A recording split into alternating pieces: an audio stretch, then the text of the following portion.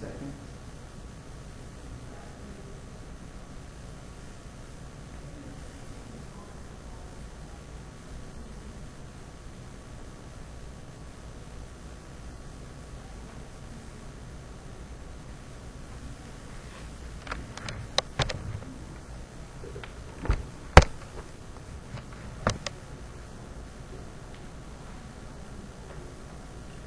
All right, and stop. All right, so what were some of the things that you wrote particularly? Please raise your hand if you identify yourself as a man. I guess that would be me. All right. And please raise your hand if you identify yourself as a woman. All right, cool. So let's start. Well, some people identify themselves as something different than what I might identify them. So that's why I asked the question in that way. So how do you self-identify yourself? So first, let's start with the women. What were some of the things that were in the box that you put down? That you're nurturing. All right, that women are nurturing. What else? That they're sensitive and caring. All right. What else? Long-suffering, stand by your man. They're long-suffering, stand by your man. Identityless. Identityless. Okay, so you take your husband's name, you lose yours. Okay. Well-groomed. That they're self-sacrificing. All right. Cool. That they're what? That they're housewives. Okay. All right. Cool. Anything else that you wrote down that you think needs to be a part of the conversations? I don't know that comes from the economy, but I think there's a huge emphasis on attractiveness, physical fitness. Okay, so physical fitness, being attractive, a huge emphasis on that. All right, cool. So let's move to the other part of the equation, which is men. And so what were some of the things that were in your box, sir? You talking to me or the other Yes. men? Yes. Put that jot down. Strong, have an opinion, Aware, strong, have an opinion, know the answer, should be able to fix anything. I look at all the options myself, personally. Okay. Mechanically inclined, drink beer, Obsessed with sports. All right, cool. That's a pretty good list. So as you look at those things, is it possible for you to be all of those things that require you to stay in your gender as individuals? Are you all of those things that you just mentioned that are things in your body that people tried to say? No. I didn't say sometimes. I said, are you all of those things? All of them, completely, 100%. Are you all of those things that you wrote down in that box? You said yes, but you don't like it. But you also had kind of a short list, right? So I gave you a limited time frame. So there are obviously tons of other things that you could have written down that you probably did not have the opportunity to, because when I gave the time crunch, people's brains froze. They were like, oh, what do I say? What do I do? Right?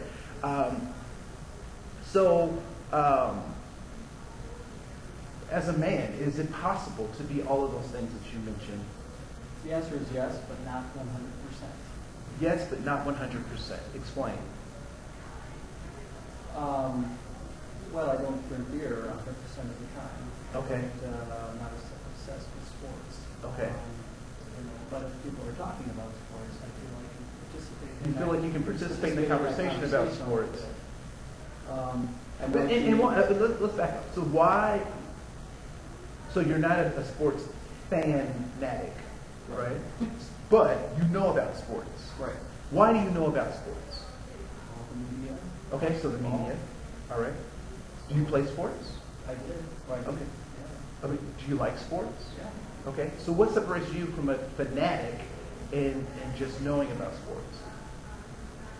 Me personally? You personally. Well, if it's a nice day outside and there's things that need to be fixed around the house, I guess I do those over sitting in front of the TV. Okay, so you prioritize in such a way that sports is secondary to other things in your life. All right, cool. Now, as growing up, was there a level of expectation that you would participate in some kind of sporting activity? I was given the option to try Okay. a variety of sports, and if I liked them, I could participate in them. Okay. Was the expectation that you would participate in a sport, given the options you were given? But one of those would be something that was there an expectation of that? I mean, not that you have to pick That you had to pick one. one. Like, try them all out. see. Try them all out, but the expectation is that you will pick one. Well, there weren't that many sports available when I went to school, so I mean, if there was one available and I liked it, I participated in it. If I, it was something I didn't like, then no, I didn't have to participate. So there wasn't that expectation. It wasn't that expectation. Okay. Cool. I guess nowadays with so many sports for kids to choose from, I might have that expectation. Okay. Cool. Do you have children? Yeah. Do you have male children? Yeah. All right. Was there an expectation for your male children to participate in some kind of sport? Yeah. You bet. They get to pick one. They got to pick one, and the expectation was that they would, in fact, pick a sport to play. Sometimes they want to pick two. Okay, so sometimes they take two. Well, no, they want to do two, but they're just they're Right, you can't play basketball and wrestle at the same time Exactly. because they happen in the same season. Exactly. Right. Okay. All right. Cool. Thank you for letting me inquire into your personal life. I appreciate that. Because I think a lot of times the expectations that boys and men have are built on some societal norms that we've created. And the great thing about the human being and the human species is that we have created our society. Which means what? What's the implication of the fact that we have created our society? We can uncreate it or recreate a new one, right? We can change it. It's funny, I used to work at a summer camp, and students, it actually was a leadership conference, and students would get so caught up in the traditions. Like one of the traditions was that we'd walk around, we had this huge council circle, and it was a literal circle, kind of an amphitheater, 360 degrees around. And so we would walk a certain way, we would walk clockwise in the circle to find your seat. So if the entrance is here and my seat is there, I couldn't go this way. I had to go all the way around, right? And so students really got caught up in that tradition. And so when people would go the opposite way, the whole community would boo and hiss at them. And so people took that as a religious thing, and something happened, and we had to change our tradition. And how do you think people responded to the change in that tradition? Kicking and screaming, not realizing that we set up the tradition, and so we can also change that tradition. And so as we work with boys and men, it's important to understand that they're operating in a world that has been created for them, which also means that we can recreate another world for them. Well, we also are creatures of habit. Yes. Yeah. But what is a habit? What you have always done. You always go clockwise. Everybody goes clockwise. Somebody goes counterclockwise. It's instruction for everybody. Yeah. So let's take a step back, right? So before one establishes a habit, what does one have? An idea. You have a routine, right? And what is the difference between a routine and a habit? A habit is not conscious, right? People who smoke, they don't think about, I have to smoke. They have a certain time that they always do it. The nicotine, bell goes off and says, we need to go smoke. Stress happens, and they automatically go into that response because it was first a routine. quick example. When I was 18, my best friend and I smoked tobacco pipes. And we went to this fancy place in town called Applebee's.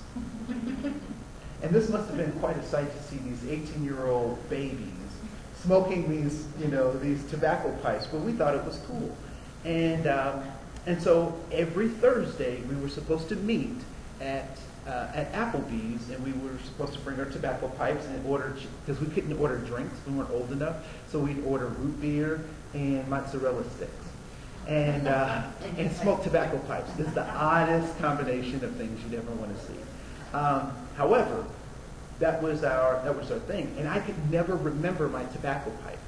And so to this day, guess what I don't do as a habit or as a habit?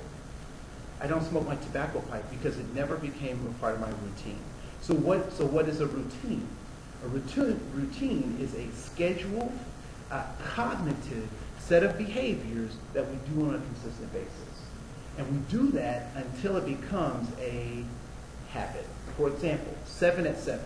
When I was 7 years old, my parents would line us up to brush our teeth, wash behind our ears, and drink cod liver oil. Yeah. Oh. Every night, 7 at 7. I could count on, and it seemed like the spoon was like this big, right? And so she poured this big spoon of cod liver oil, and we did that every night. 7 at 7 was the routine. Fast forward 25 years. Before I go to bed, what do?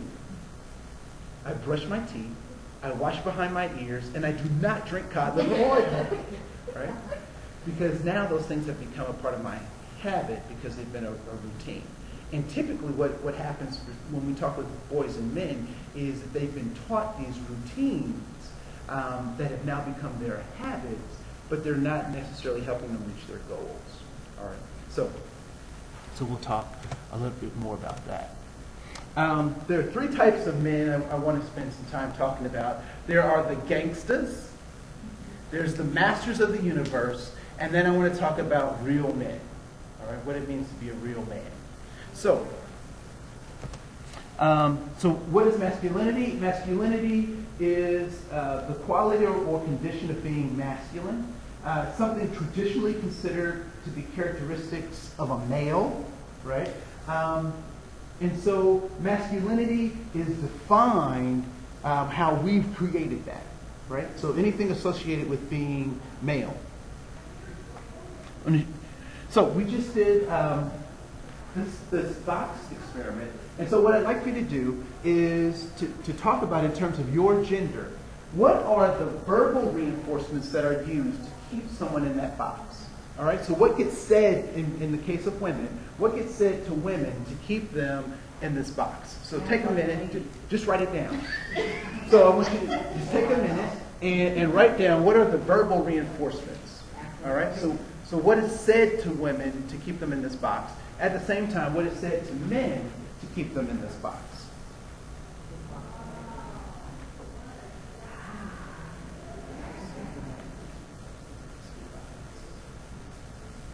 What is said that encourages people to stay in that box or get back in that box?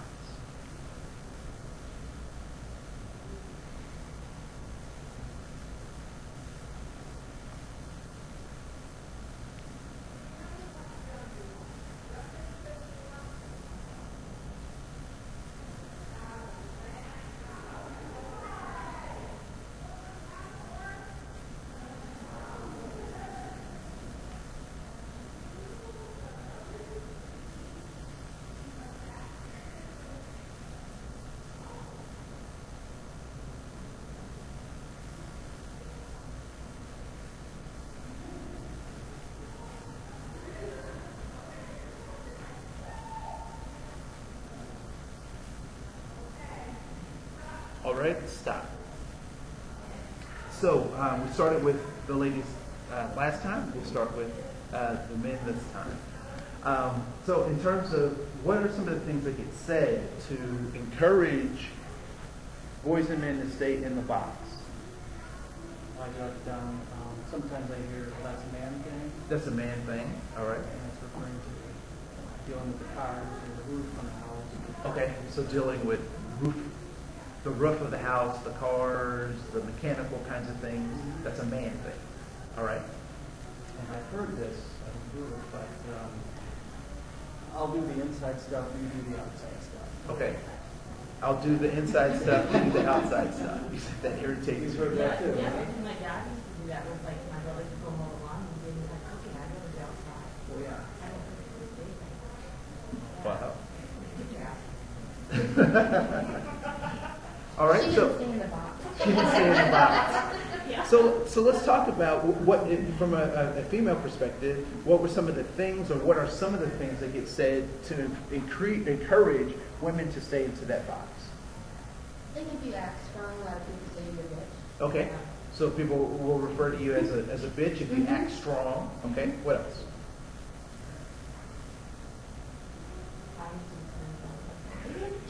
So act like a lady is. So what does that mean? What does that mean? Act like a lady. When people say that. In this area, it's not very quiet. Yeah. Okay. Don't act like a bitch. Okay, so don't act like a bitch, which is be quiet, don't be assertive. Okay, keep your mouth shut. Okay. I think it's social, when you're dealing with families, a lot of the focus happens to be on moms. What is mom doing? What is mom not doing? Unfortunately, their dads maybe aren't present or with you, so it's really what is she doing? So social services, a lot of times it's focused on what is she doing? Because dads either aren't there, aren't present, aren't active Right. in the Is she family. not giving enough? Is she not supportive enough? Okay. It's all about Okay, so the other. it's all about her, but never is he being supportive enough? Is he giving enough? That kind of thing. It Okay. goes back to the whole mothering, which is an active and nurturing role, and fathering, you father the child. Okay. It So doesn't- mothering is has active and fathering is somewhat passive. Yeah, It's seen as fathering passive. is there in the beginning, and that's it. Okay. In a lot of ways, people use the words and their actions Okay. and their impressions they give to women. Okay. You forget to include the fathers a lot of times. A lot of times we forget to include the fathers. Okay. So we reinforce. We ask if the dads are working. So we ask if the dads are working, Right. but outside of that working, being the mule in a sense, Yeah. there's no conversation about how they interact and participate in family structures, typically, in social work, particularly. Okay. What about what are some of the physical reinforcements? What happens to individuals to force them back into this box? I want you to write some of that stuff down. I'll give you just a couple of minutes. What physically happens to encourage people to stay in this box or to get back into the box?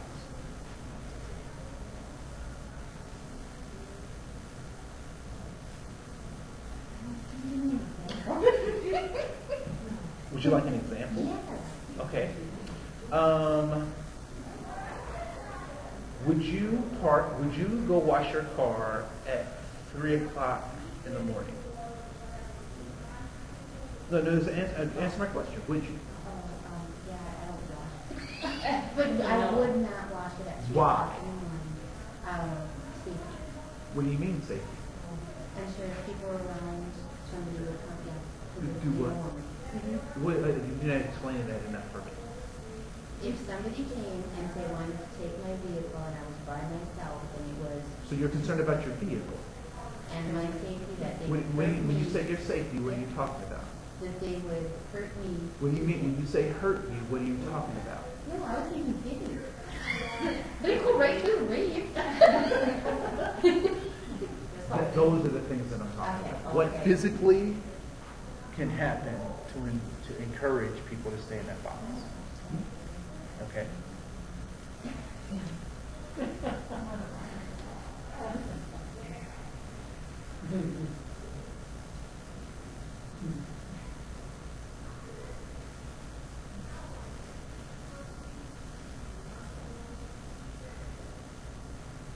All right. Just stop, because I'd like to have more conversation about this. All right. So so ladies, what were some of the things that physically happen to encourage women to act like ladies, or to get inside that box, or to stay in that box?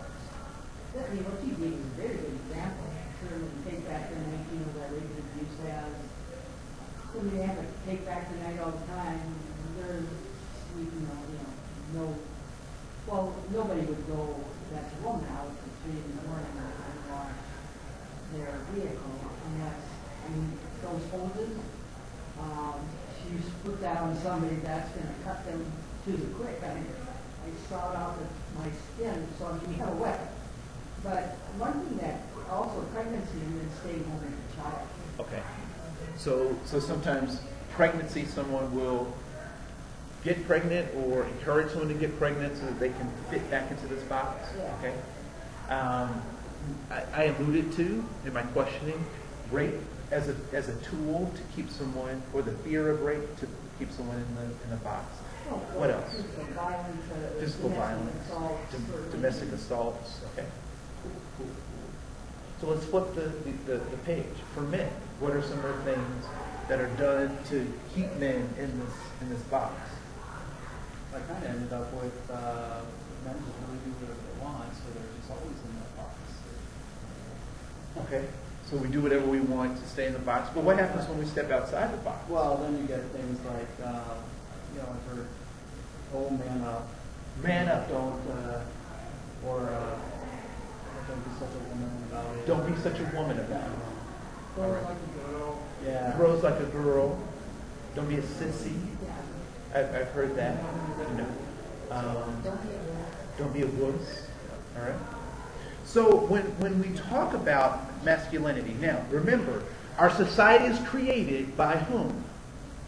Us. We created this. So I want you to think about the men that you work with, the boys that are in your family, and the messages that they get about what it means to be a man. And the primary message that they get about what it means to be a man is don't be a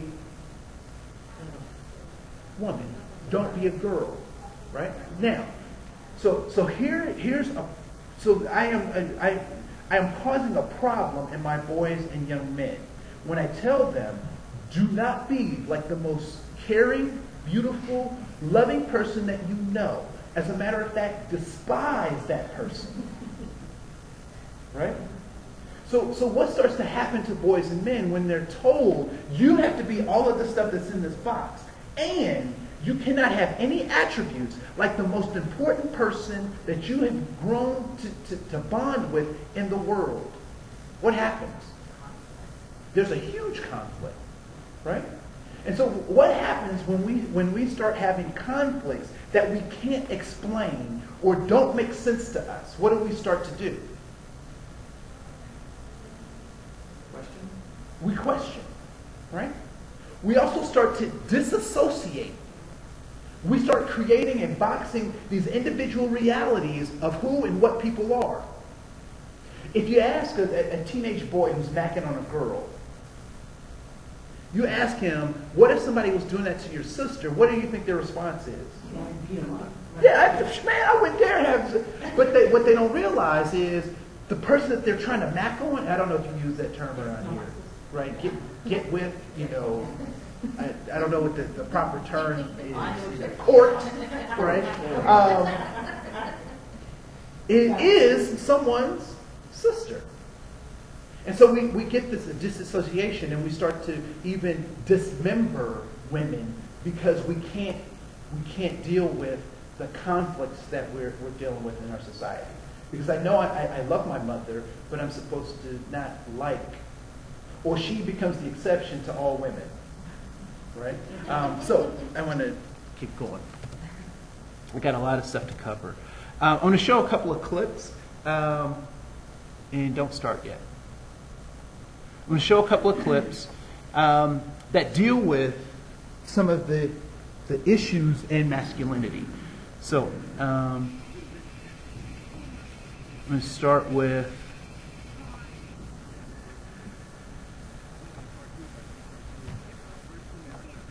I'm going to start with this cartoon. I don't know if you've seen it, but it's called The Boondocks, and the basic theme of the cartoon is, you may have seen this in the newspapers. The basic gist of the cartoon is that these urban kids have moved out to suburbia, and so the name of the cartoon is Boondocks. And so they deal with a lot of controversial stuff. A lot of it is off color or blue and not what is it, PC, politically correct. So they do a lot of politically incorrect kind of stuff. And this is one of those things. So I'm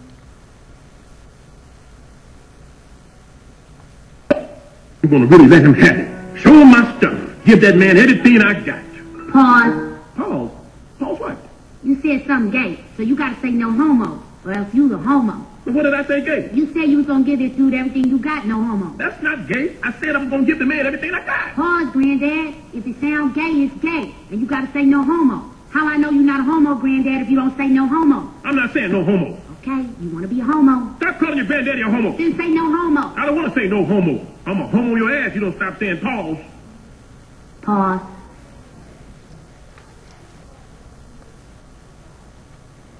Tonight we discuss the impact of big business on hip-hop and the portrayal of women in its music and video. That person you say is the scum of the earth, he was probably one of your sons. When Hugh Hefner was doing away before us, it was never known Playboy against America. Boo, buffoon, gold tooth. We're not keeping the show honest. Be honest for me. Tattoos, bling wearing. Come on, in suit jackets and long skirts in that video. And BET said, what is this? We can't play this. If you reduce a female to a bitch, you know what? I'm not going to take this no more.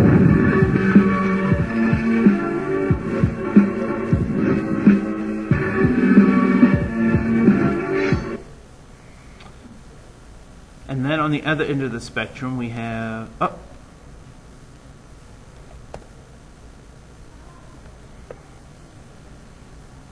The point is, ladies and gentlemen, that greed, for lack of a better word, is good. We'll take a pill.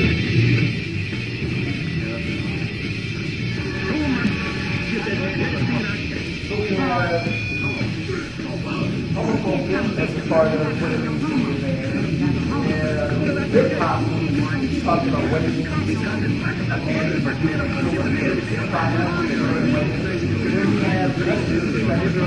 White supremacy disassociated white and what it means to be male. We have what I call the masculine universe. We talk about how conflict is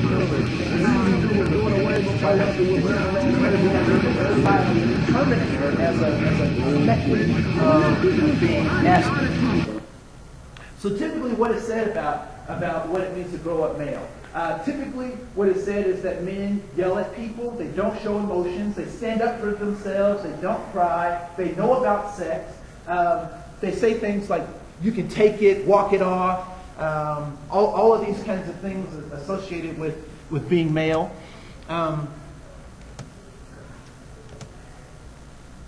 Men are also said to be aggressive, they're responsible, they're stern, they're tough, they're angry, they're successful, and they're active.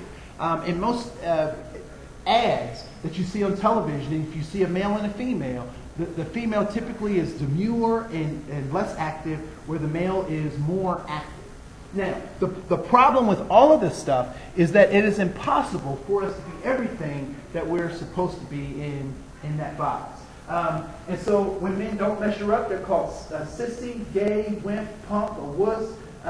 They even use the B word that you used earlier. And those are all things that are designed to help encourage boys to be in that box. So what is the number one tool that is used to encourage men to play their role in this capitalistic society? And it is fear.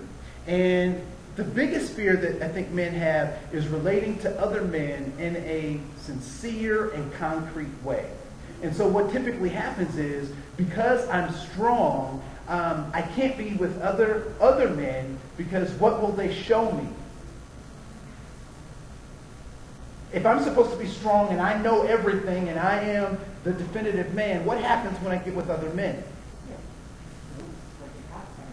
It's almost like a cockfight, right? What typically happens is that the other men may show me in some ways that I'm not measuring up to what I'm supposed to. And so it's easier for me to separate myself and my family to become this isolated individual Because now I don't have anyone to measure up with other than the ideas that I have for myself. All right? And so typically that's why we'll see more men drinking alone. And it's so funny because they get caught up in the spirit thing that they actually do the opposite of what they're trying to do. Because you'll have a number of men sitting at a bar by themselves at a bar with who? Other men. Right? But because of fear and the fear of exposing ourselves and exposing our weakness, we do some crazy things. So I don't know, how many of you are familiar with Jackson Katz? All right, he is an anti-violence.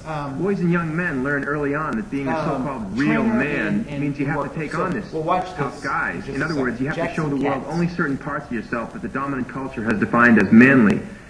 You can find out what those qualities are if you just listen to young men themselves. A real man is physical. Strong. Independent. Is powerful. Physical. Intimidating. Strong. Independent. In control. Rugged. Scares people. Powerful. Respected. Hard. A stud. Athletic. He's muscular. A real man is tough. Tough. Tough. And just as most young men know what our culture expects of a so-called real man, they also know very well what you get called if you don't measure up.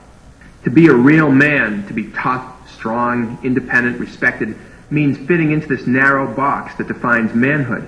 The terms that are the opposite of that, wuss, wimp, fag, sissy, are insults that are used to keep boys boxed in. So if you're a boy, it's pretty clear there's a lot of pressure on you to conform, to put up the act, to be just one of the guys. So the next question is, where do boys learn this? Obviously, they learn it in many different places. They learn from their families, their community. But one of the most important places they learn it is the powerful and pervasive media system, which provides a steady stream of images that define manhood as connected with dominance, power, and control. This is true across all racial and ethnic groups, but it's even more pronounced for men of color because there is so little diversity of images of them to begin with in the media culture. For example, Latino men are almost always presented either as boxers, criminals, or tough guys in the barrio, and Asian American men are disproportionately portrayed as martial artists or violent criminals. But transcending race, what the media do is help to construct violent masculinity as a cultural norm. In other words, violence isn't so much a deviation as it is an accepted part of masculinity. We have to start examining this system and offering alternatives, because one of the major consequences of all of this is that there's been a growing connection made in our society between being a man and being violent. In fact, some of the most serious problems in contemporary American society, especially those connected with violence, can be looked at as essentially problems in contemporary American masculinity. For example, over 85% of the people who commit murder are men, and the women that do often do so as a defense against men who are battering them. 90% of people who commit violent physical assault are men. 95% of serious domestic violence is perpetrated by males, and it's been estimated that 1 in 4 men will use violence against a partner in their lifetime. Over 95% of dating violence is committed by men, and very often it's young men in their teens. Studies have found that men are responsible for between 85 and 95% of child sexual abuse, whether the victim is female or male. And 99.8% of people in prison convicted of rape are men. What this shows is that an awful lot of boys and men are inflicting an incredible level of pain and suffering, both on themselves and on others. And we know that much of the violence is cyclical, that many boys who are abused as children grow up and become perpetrators themselves.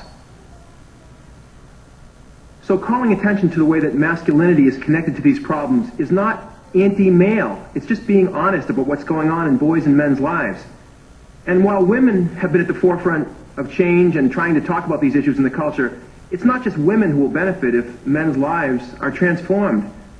In fact, while men commit a shameful level of violence against women in our society, statistically speaking, the major victims of men's violence are other males.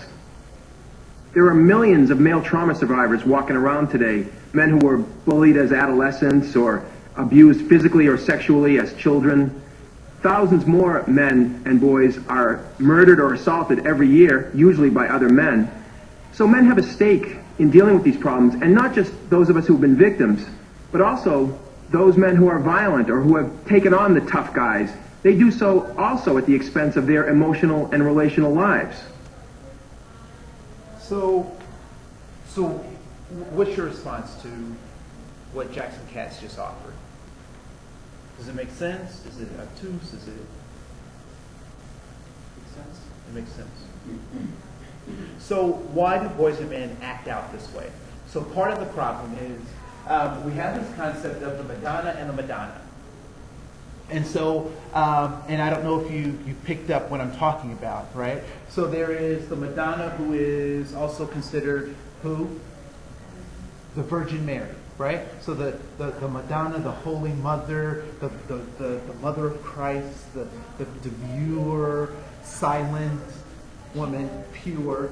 And so that is what men expect of women. At the same time, women that they are involved with should be this pure, demure person. At the same time, they should be the other Madonna from the 80s, like a virgin, touch butter, right? So I don't know, is this an easy balance for women to strike? That you have to be the, holy and the whore all at the same time, right?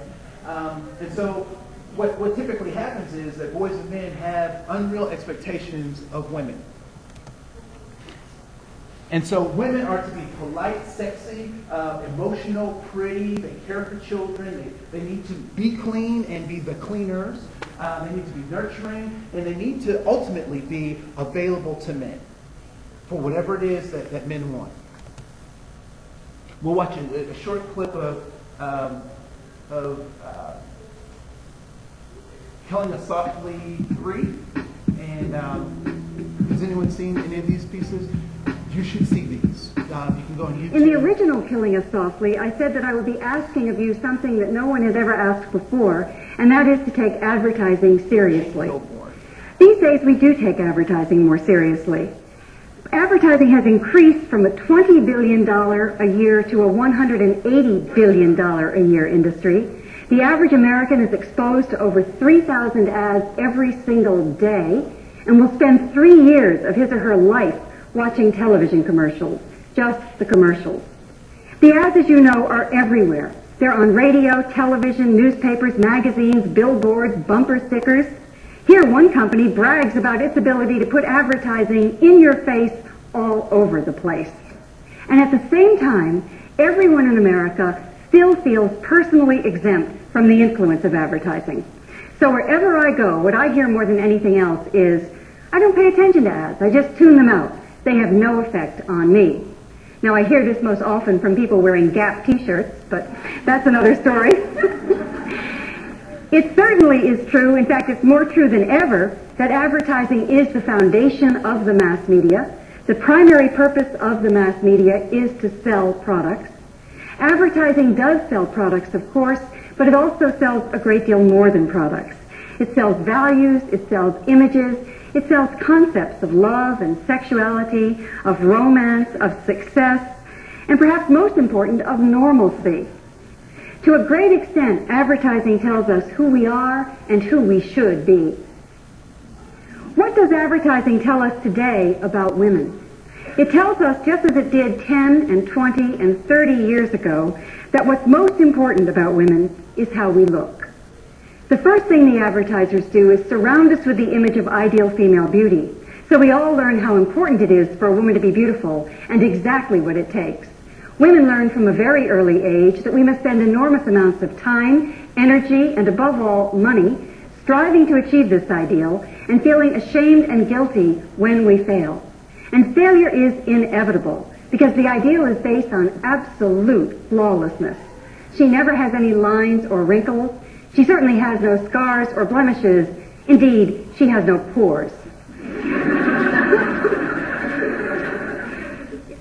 Women's bodies continue to be dismembered in advertising. Over and over again, just one part of the body is used to sell products, which is, of course, the most dehumanizing thing you can do to someone. Not only is she a thing, but just one part of that thing is focused on.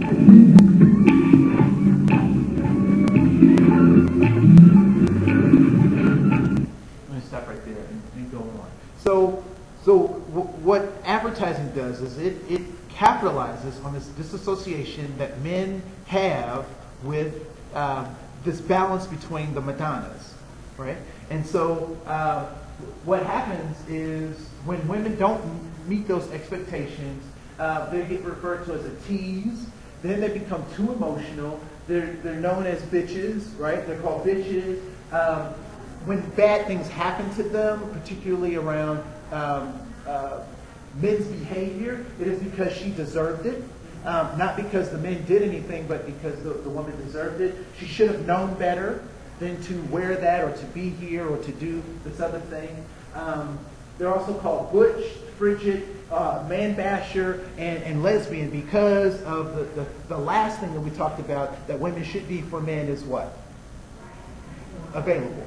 Part of you know, and I don't know that lesbians necessarily have talked about this in an open forum. One of the most difficult things to have a real concrete conversation about lesbianism or why it's become difficult is because it is acceptable in our society from a male standpoint to be lesbian. Why?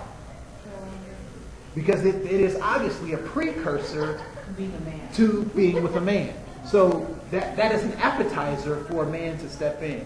Not knowing that those men who think that are probably the last people that lesbians will want to be with. But that's something else. Women are often turned into sex objects. They're dismembered. They are tools to be used. They're to be sexy objects. And it's said that specifically because they become less than human. Why is this important to maleness? Well, what happens if I'm able to dehumanize someone else? What I don't realize is that by me taking away someone's humanity, what does that make me? That makes me less human as well, right? So I become a beast to my own pleasures. Blah, blah, blah. We'll skip through that. So this is something that I find very interesting. And so I'm going to talk a little bit about the Gangster Complex. Right? Has anyone encountered the Gangster Complex? Which are those kids who are super tough and, you know, and so you end up with white kids who are mimicking black kids who are in actuality mimicking some other folks. So here's one of the misnomers that I think is really funny. And when we talk about gangsters, typically, particularly African Americans at this point in history, have modeled themselves after Italians. And not Italians that they know, but Italians that they've seen in movies. And so black kids are modeling themselves after Italians that they've seen in movies. And now we have white kids who are mimicking black kids who are mimicking movies that they've seen. Right? And so all of this stuff gets convoluted and made up. And so now everyone is chasing something that never existed in the first place. And so another thing that often happens is, because I used to get really frustrated with white kids who I said were acting black. And then I started understanding why they act black. And why do you think some of those white kids take on some of the stereotypical things that it means to be black? They think that's what a man is, tough. What else? What do we see on the news about black people? What's on the news?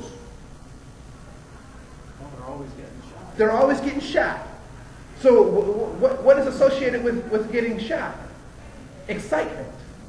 What else? They're always in trouble. There's something always bad and dangerous and it's on the edge. And I don't know, you know, if your grandparents participated in this, but there was this crazy thing called jazz. And the black people were doing jazz. And so all the hip white people said, guess what we're going to do? Jazz. Why? Because it was counterculture, it was bad, evil, right? All of those things. And so a lot of times white kids get caught up in this image, but what typically they don't realize is that this image is not created by people's actual lives. It is created by a system that is capitalizing on the fact that they are missing something in their own lives. All right? So the thugs. One of the things, I don't know if you know, but Do you know the history of a thug? Where thug came from? Well, it's... Can I ask one question? Yes, What yes. was that on the slide before? What Yep, was I'll go the, back. Hand gesture that the white guy was doing. That is... Okay, so I'm not a gang expert or anything like that. Decided to go to the But it birthplace could of stand for... It could stand for like West Side or something like that. I'm not a gang expert, so I don't know. I just saw these pictures on the internet and pulled them up and thought they were interesting. Because that's what typically people associate with some kind of gang activity, right? He probably doesn't know either. He may not even know himself. Not in the video. Right? Yeah, so and you know, to be quite honest, the people who are doing these things don't create these images. It is the puppeteers, if you will, that create the images that we see. And so we have these boys without identities creating their own stuff. And so, you know, a lot of black kids don't grow up with an active father in the home, so they create their own fathers, or they look for mentors that they mimic themselves after. But if you don't have, so let me go to, so I use Tupac because he introduced something called thug life, which meant being a gangster in a sense. But the interesting thing about the thugs is that the thugs were an Indian, Southeast Asian Indian cult of murderers and thieves. And so if people really were thugs, they certainly did not talk about it because it was kind of a secret society of thieves and murderers that came out of Southeast Asia, which I find very interesting when folks refer to people as being thugs, and we don't even know where some of that stuff comes from. And also, you know, in this kind of urban kind of text, it's cool to be a pimp or hard or to be gangsta, you know. So we're going to keep going. I forgot which video this is. Executive Stephen Hill about reinforcing stereotypes. He just passed the bar. You look at people who are actually making a video. We are, in some ways, partly a video channel, and we play the videos.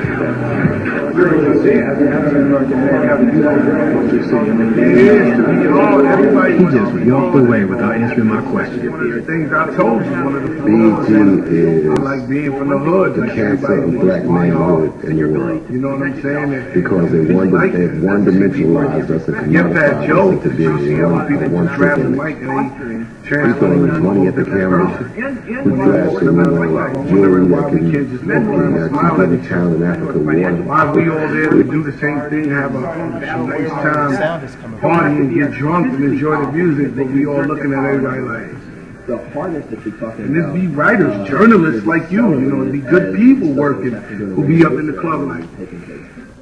All right, sorry, I don't know where the other sound is coming from, but yeah. So Thuggee is described as a cult of people engaged in multiple murders and robberies of travelers in 17th century India. I always thought that was interesting because I don't think a lot of kids know where that kind of stuff comes from. So we have young suburban men and boys acting like urban men and boys who have adopted a prison culture, who has adopted the practices of 17th century East Indian and 19th century Italian immigrants. So we have all of these people acting like other folks. But why? Why are people acting like that? So that's one end of the spectrum. The other end of the spectrum is Gordon Gekko from the movie Wall Street. And the more recent movie is Wall Street 2, Money Never Sleeps. And so what he says, so first of all, if you're an urban kid, white, black, doesn't matter, Mexican, and you don't have access to, first of all, what do you need to be successful in our society?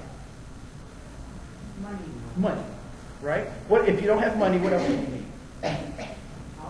You need power, some sense of power or control.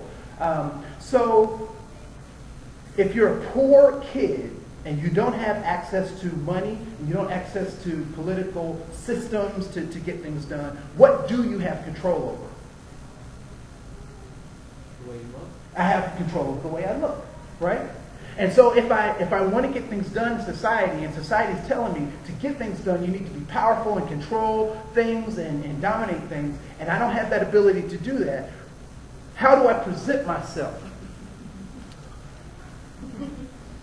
How do I present myself? I'm tough.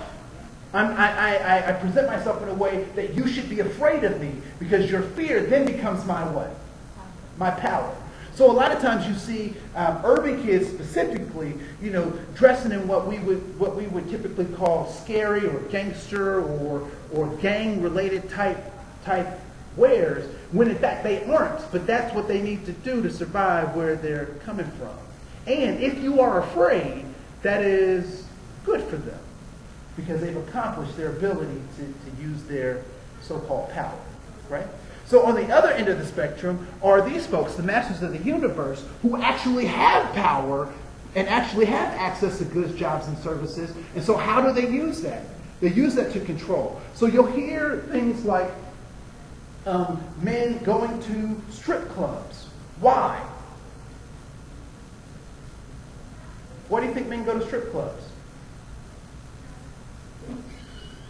For the 80s Madonna, for sex, for what, right? Because they can now purchase everything that all the fantasies that they want and have without having any consequences, because these individuals are disposable, right?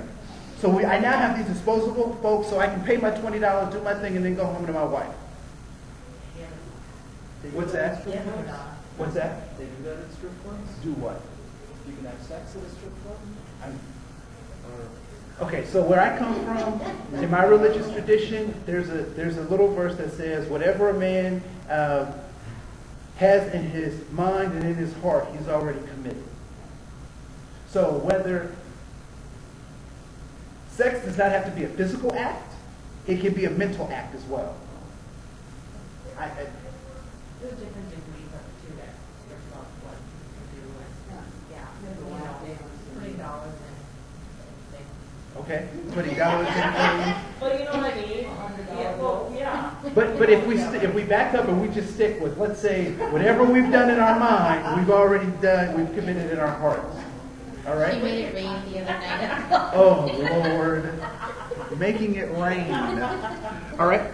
So we have these guys who can purchase anything that they want. They can get the access and the power that they want through dollars. And then we have the other end of the spectrum of guys who can't get what they want, so they use their physical prowess to be able to control and get access. So what is it ultimately that they're trying to get through all of this? All right? Through being, and so where do we typically, as parents, as helpers, where do we typically fail men? We typically fail them in these 5 ways. And there's a card on your table I want you to pick up. And what men are seeking is respect. And this is how I define respect. Respect is seeking significance, belonging, and safety. All right? So respect is seeking some sense of significance, some sense of belonging, and some sense of safety. And so we typically fail men in respect in these 5 ways. We typically tell men to do as I say, not as I do. The standards that I have for you are good for you, but they're not necessarily good for me. And so we write off generations and we say, we're not going to deal with these men, we're going to deal with the kids. Well, who are the kids looking for direction? They're looking to these men. So if we want some real systematic change, we have to start dealing with these fathers and these men and mentoring so that these boys can have some people to look up to. The second is earn my respect. I'll come back to that in just a second. Thirdly, we say boys will be boys. We allow bad behavior to stand unchecked and unnoticed. Right? For example, how many of you, and you don't have to raise your hand, but how many of you have seen something on television, not liking it, and didn't do anything about it? Didn't write a letter, didn't stop buying a product, that kind of stuff. It's that passivity that allows inappropriate behavior to continue. There's so much that bombards us. I mean, I would have to quit work to challenge all the stupidity that is out there, I mean, I think about all the things I see or hear. And all I'm asking you to do is to pick one. Because what happens is, But what happens is we are absolutely correct. You are absolutely correct. We get bombarded with so much stuff that we get overwhelmed, and so instead of doing something, it's easier to do nothing, and this stuff stands. All right? Thirdly, people say, that's not my child. This isn't my responsibility. Somebody else will take care of that. What do we know about human psychology around that? If we don't do it, who will? Nobody. Right? So we have to stand up. Fifth is that we've never equated disrespect with violence. Right? So when violence happens, what is the residue after violence? So violence is inflicted. What's left over? Hurt. What else? Shame. Shame. What else?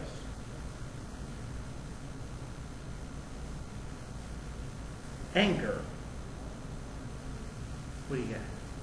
Oh, come on. So someone's been violent to you, and how did you feel afterwards?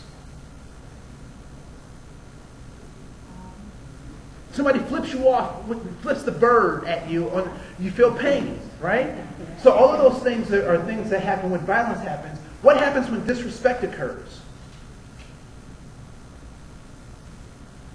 Couldn't we use those same adjectives to describe what's left over, right? So violence can be a form, or disrespect can be a form of violence, all right? And lastly, I'm going to go back up to number 2. And this is where we typically fail our men and young boys, which is why they try to be gangsters, which is why once they accomplish something, they try to say, I can buy my way through this or that and the other thing. And it's because of this number 2 thing that it happens. And we typically have said to our young boys and men that respect has to be earned. Has anyone ever heard someone say that? Right? That is one of the primary mistakes that we've made in raising young men and boys. Because respect can never be earned. Example. So I'm a high school teacher. I have a bunch of boys, and I go over the syllabus, the first part of school, and the kids come in, and I always have a kid who says, man, you got to earn my respect. Right? Have you ever encountered one of those kids, right? You get to earn my respect. And I said, really? He said, yeah. I said, really? He said, yeah. I said, okay, where is the syllabus? Where's the checklist? I said, how will I know that I've ever done enough to earn your respect? And what do you think his answer is? Right? He's like, The problem is I can never know because it could be a moving target, right? So I'm trying to earn this respect. And he's like, nope, that's not enough. That's not enough. Have you been in relationships with someone like that before, right? Where you give and give and give, but it's never enough, right? And so what I told him was that respect can never be earned. It must be given. It must be given. And the interesting thing about respect is that it's not true and authentic respect until you give it to people who don't deserve it. Right? Is it easy to give someone respect who's being respectful to you? Is that an easy thing to do? Yeah. Yes. That's an incredibly easy thing to do. But it is difficult to give someone respect when they've been disrespectful to you. And so what we've not taught our young boys and men is that they have to give this respect. They have to be respectful without looking for anything in return. Unconditional respect. Because ultimately, when we give that, who does that give information about? Does it talk more about the person or does it talk more about me? It says what kind of person I am. Right? And so how do we give respect? How do we teach boys and men that these women that we interact with are our sisters? We have some connections with them. How do we teach them that other brothers, other boys and men are also our brothers, and we have some connection with them? We talk about this definition that there is dignity and honor in being human. That we all have a self-pride. That we all have a high level of respect that we should have for other people. and that we're all trying to figure it out.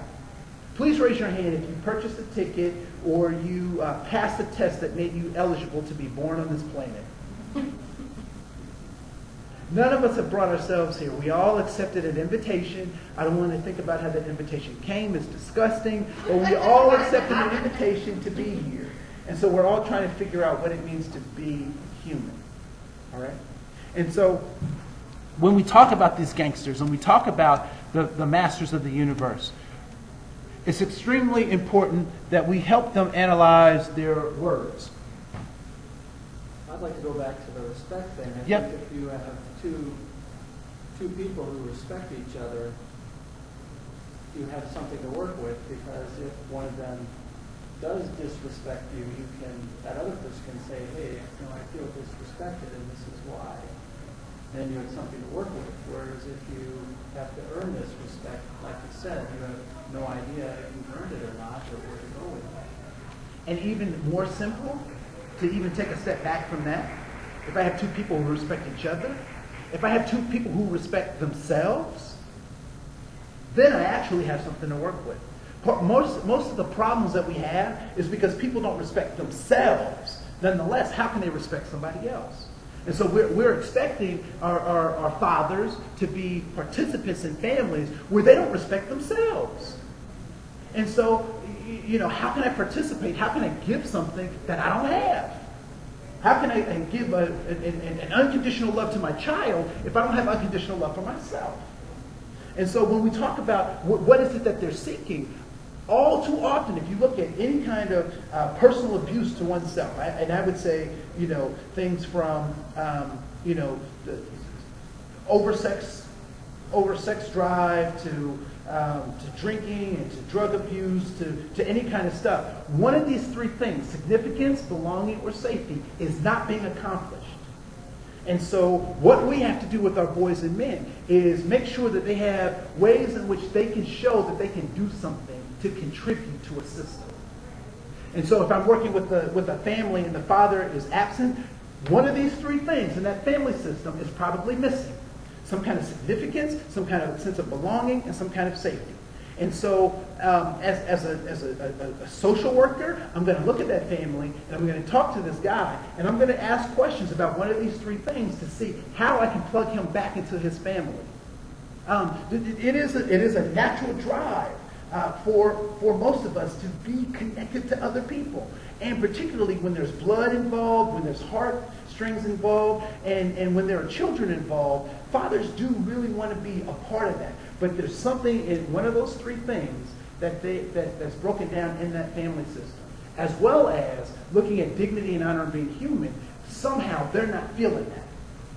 And so one of the things that we do as human beings, if we have a choice between pain and non-pain, where are we going to go?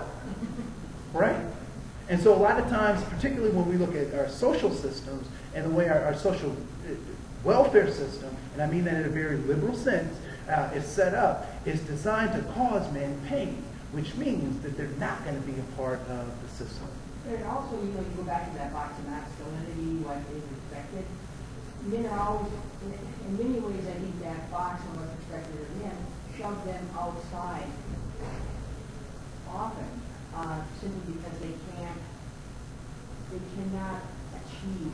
I can't maintain everything in that box. I'm going to tell you right now, I cry. There are things that make me cry. I watch a movie and it touches me and I'm like, ooh, right? If I wasn't sure about who I was, that might push me out of the norm or the mainstream. Or if I didn't surround myself with friends who were supportive of knowing who I am because they know who I am, then I could find myself doing some other kinds of behaviors. I think one of the things that is a basis for homophobia, that in a visceral, violent reaction, is that individual men are not connected with the other parts of themselves. They've had to be boxed in and strong and stern and mean and not examine that emotional part. And so when they see that in someone that they perceive to be gay, that creates a reaction in them that is like, that's what I'm trying to fight against in myself. I don't want to be emotional like that. I'm supposed to hate women and hate people who act like women and all that kind of stuff. And so that's where some of that visceral response comes. In our society, we've often talked about many things, but a woman can dress like a man. She can go someplace with a tuxedo on. Or a tie. Yeah. Yeah. You go to work, with a tie and a blazer and whatever. A man comes to work in a dress, oh my God. Yeah. There'd be a riot. Yeah.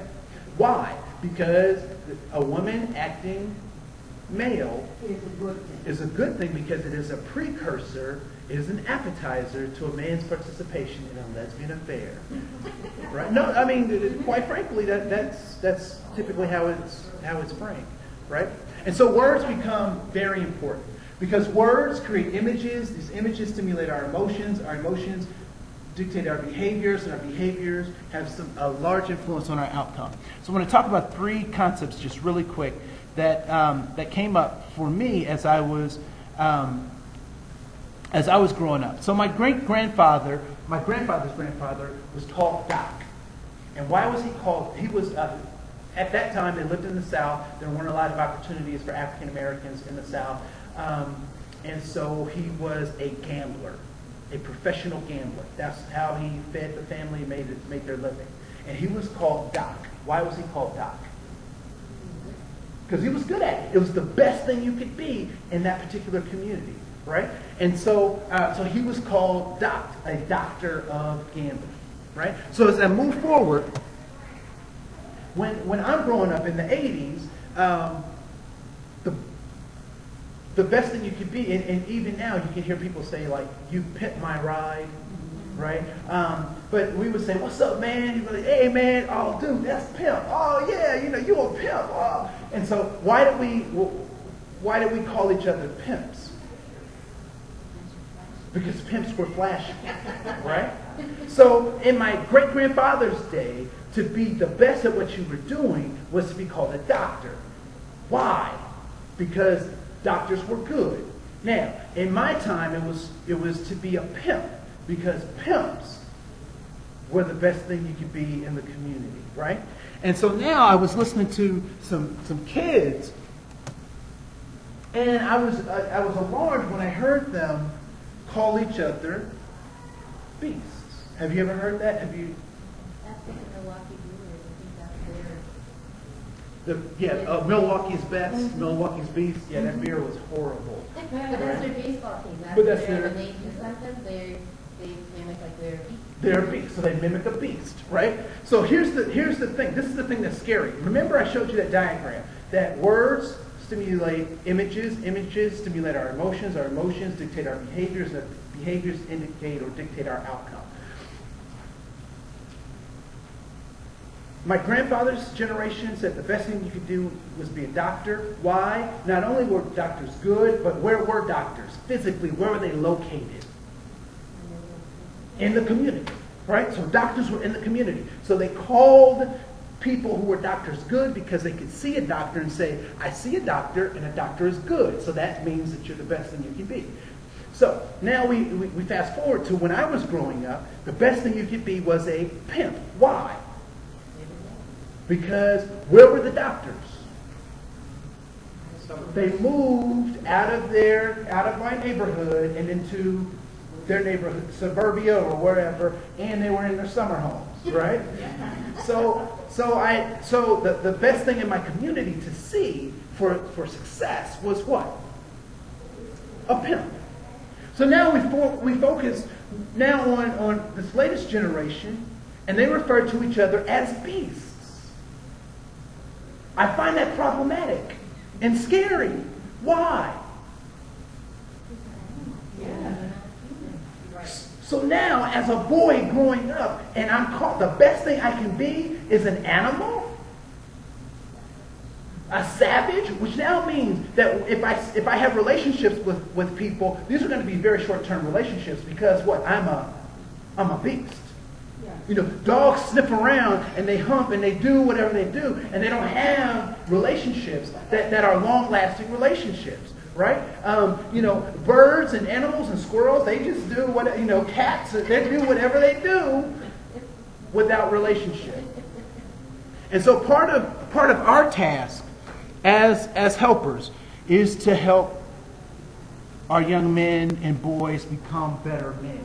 And the way that we do that is by making sure that they have a sense of significance, belonging, and safety. That we create that with our boys, that they're able to make decisions, that they're able to be creative, that they have the choice to play sports or not play sports, but they have to create and do and build something.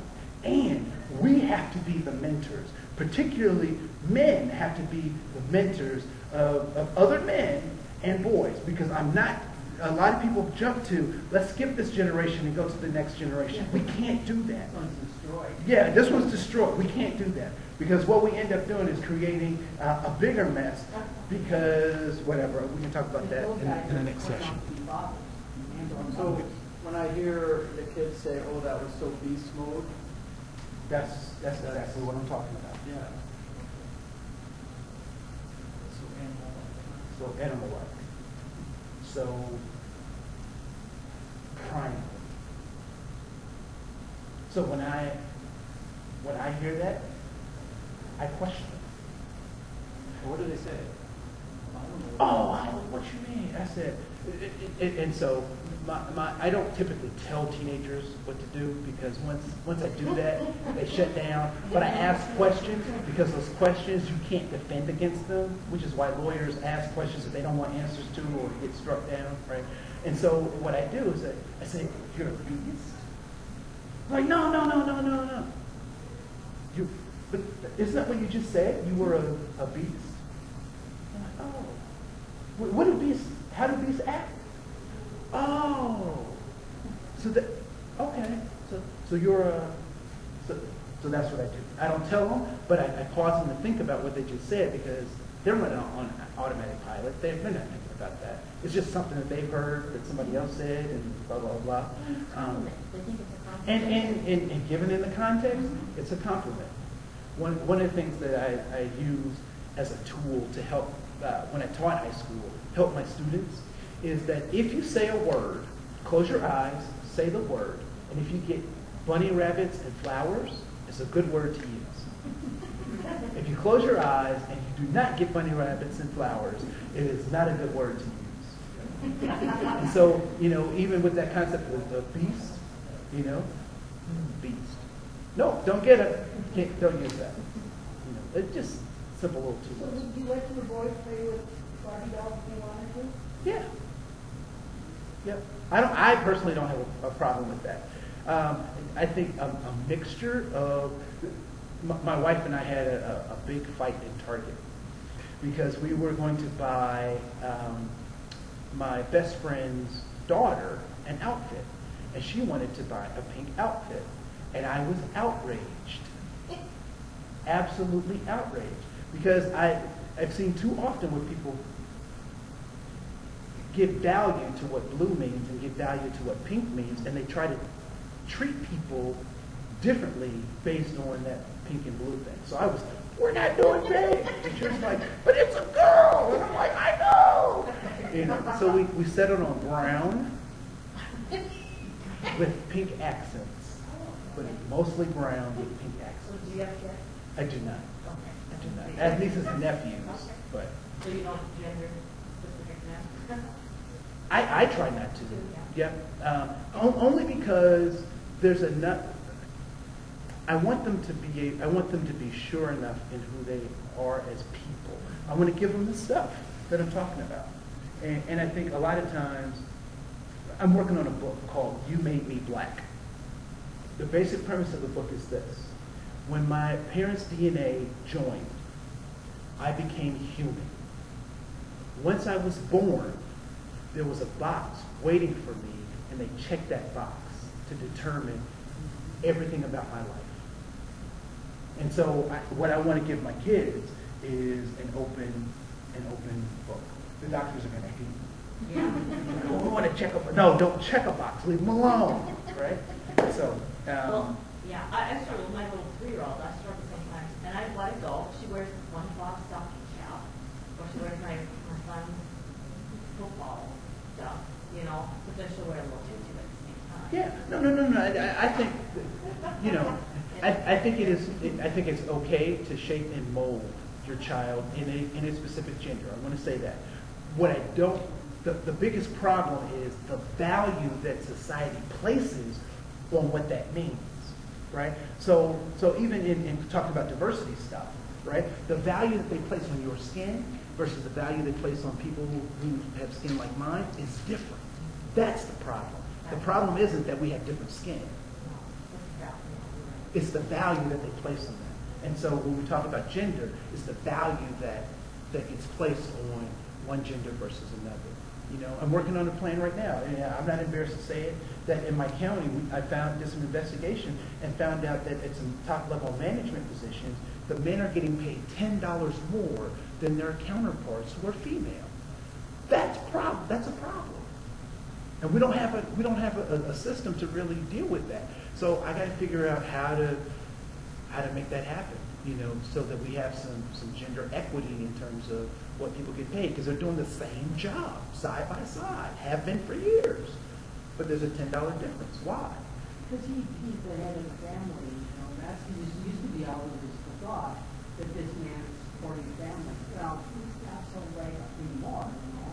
Yeah, you know, he's supporting having 2 boats and a cabin. Right. It's all for a family. Yeah. So, I believe, so we have to redefine power, manhood, violence, gender, male and female relations.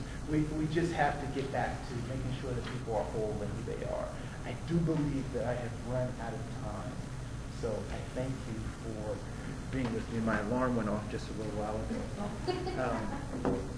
And lunch is going to start in just a couple of minutes. Any questions, comments? Do you see any differences? Do you work with all ages, like from elementary to high school still, and do you see a difference of, you know, to me it was so much easier to try to help your child think in non-gender ways as an elementary and junior high, and then as they get into high school, there's a difference, and it's really hard to try to limit the outside influence. So this is the only advice I will give, and I typically don't give advice. What I will say is that once you plant a seed, everything that child needs is in that seed. Your job then becomes to nurture the heck out of that seed. And so pull all those weeds out of it. Pull the weeds. Pull the weeds. Pull the beast weed, you know, as best you can. You know, there'll be weeds that you can't control. You know, that they will even look like the plant that you're growing. You know, but you keep nurturing them, and so everything. You know, those first 3 years. After that, you're basically done, because all they're going to do is collect everything that they've interpreted as the world. At age 3. So make sure, just nurture. You know, whatever you've taught them, you may not see it, but it's there. Just like in our DNA, we don't get to see what our DNA looks like, but we know that it's there. And so at some point, it's going to manifest itself. You know, your baby has your DNA. You can't see it. At some point, it will manifest the DNA that you and your husband have put together, right? Do you use the diversity one? Yes, ma'am. Can you leave our stuff here? Yeah. Don't leave your purses, though. Oh, no. Or your iPhone. So, thank you. Thank you.